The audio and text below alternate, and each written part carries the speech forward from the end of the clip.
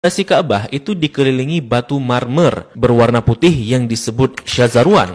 Fungsinya untuk menahan pondasi Ka'bah agar tidak rubuh atau terkikis karena dahulu daerah area Ka'bah berpasir dan terkadang berbanjir. Maka dikhawatirkan hal itu akan merobohkan Ka'bah. Oleh karenanya dibuatkanlah syazarwan ini untuk menopang pondasinya oleh orang-orang Arab dahulu. Untuk era sekarang, syazarwan ini juga berfungsi untuk menghindari adanya jamaah yang terjepit di dinding Ka'bah ketika haji. Nah, di dekat pintu Ka'bah, masih di area Syazarwan, kita akan melihat sebuah tanda berupa 8 buah batu mewah. Ini disebut dengan area Mi'jan, merupakan lokasi di mana Nabi Ibrahim dan Nabi Ismail mengadon tanah liat untuk membangun Ka'bah. Begitu pula, ini merupakan lokasi favorit Rasulullah SAW, serta tempat di mana Jibril mengajarkan salat kepada Nabi Muhammad SAW.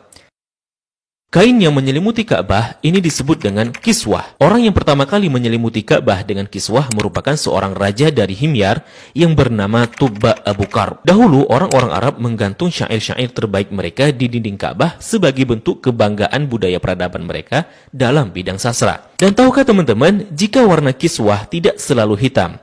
Pada awalnya berwarna putih bergaris merah dari Yaman. Kemudian menjadi putih, menjadi merah, kuning, hijau, dan yang terakhir hitam hingga sekarang. Tulisan kaligrafinya ditulis dengan benang emas bertuliskan ayat-ayat Al-Quran. Kiswah juga memiliki kain dalaman berwarna putih yang disebut bithana kiswah untuk meresap panas dari dinding Ka'bah. Biasanya kain kiswah diganti pada tanggal 9 Dzulhijjah dan bekasnya dipotong-potong untuk dihadiahkan kepada orang-orang tertentu.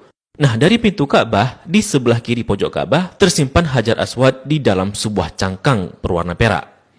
Pintu Ka'bah sendiri berjarak 2 meter dari lantai. Pada awalnya teman-teman, pintunya sejajar dengan lantai.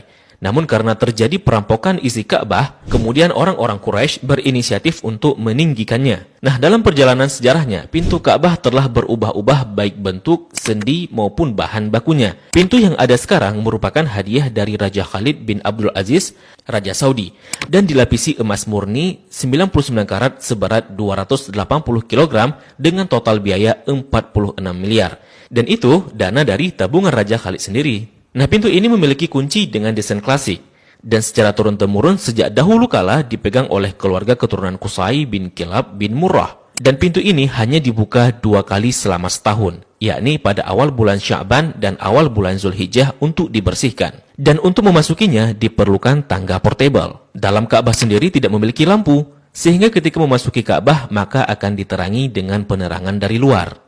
Nah, ketika kita memasuki ke dalam Ka'bah, maka kita akan melihat jika lantai dan dinding dalam Ka'bah dihiasi dengan batu marmer yang dominan putih. Marmer hijau menghiasi lantai dengan bentuk persegi yang dihiasi oleh marmer coklat di sampingnya. Kalau kita salat di dalam Ka'bah, maka garis ini bisa jadi batas safnya. Kalau diperhatikan, maka di sudut terdapat potongan marmer hijau. Ini sebagai tanda bahwa Rasulullah SAW melakukan salat di tempat ini saat memasuki Ka'bah. Begitu juga di bagian pojok dan dindingnya dihiasi 1, 2, 3 marmer hijau. Di bagian atas juga terlihat ada beberapa buah saluran udara yang didesain sedemikian rupa. Jika kita mengadah ke langit, maka kita akan melihat jika langit-langit Ka'bah dihiasi dengan kiswah berwarna hijau.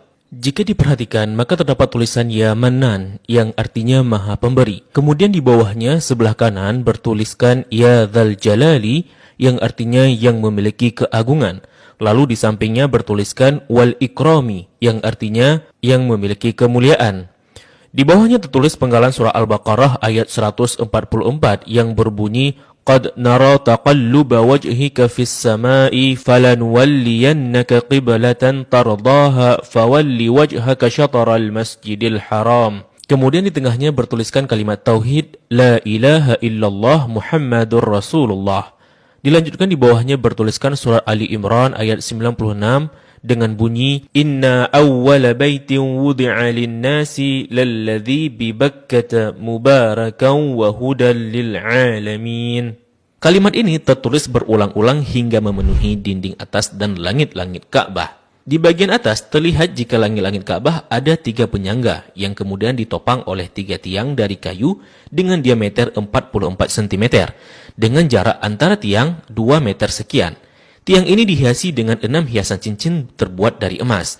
Bagian bawah pondasi tiang berbentuk kotak yang besarnya dapat diduduki oleh orang dewasa. Orang yang pertama kali memasang tiang di dalam Ka'bah adalah Abdullah bin Zubair saat pertama kali memugar Ka'bah selepas wafatnya Rasulullah Sallallahu Alaihi Wasallam. Di bagian atas tergantung harta karun berupa kendi-kendi atau lentera kuno yang terbuat dari emas dan perak, merupakan hadiah dari pemimpin-pemimpin negeri Muslim pada masa lalu.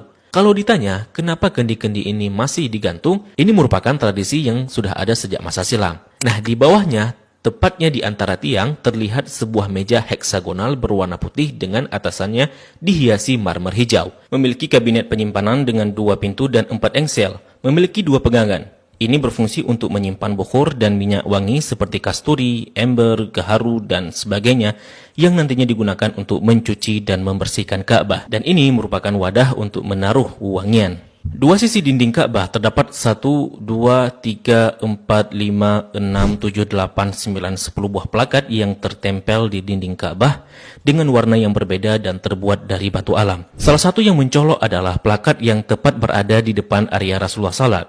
Plakat ini berisi kaligrafi dengan style kufik murabba yang tertulis La ilaha illallah Muhammadar Rasulullah. Selain itu juga ada plakat lain yang berisi maklumat mengenai renovasi Ka'bah oleh Raja Khalid bin Abdul Aziz. Sepertinya plakat lain juga berupa maklumat renovasi Ka'bah oleh pemimpin-pemimpin Muslim sebelumnya. Di sampingnya terdapat sebuah pintu yang disebut pintu At-Taubah yang sepenuhnya dihiasi dengan emas murni. Di belakang pintu ini ada sebuah tangga yang mengakses ke atas Ka'bah. Dari atas dapat dilihat jika ada pengait untuk mengikat kain kiswah dari atas. Dan bahkan kita bisa juga salat di atas Ka'bah. Jika Ka'bah tidak diselimuti kiswah, maka penampakannya akan seperti ini. Nah, kiswah Ka'bah akan diganti setahun sekali dan harganya mencapai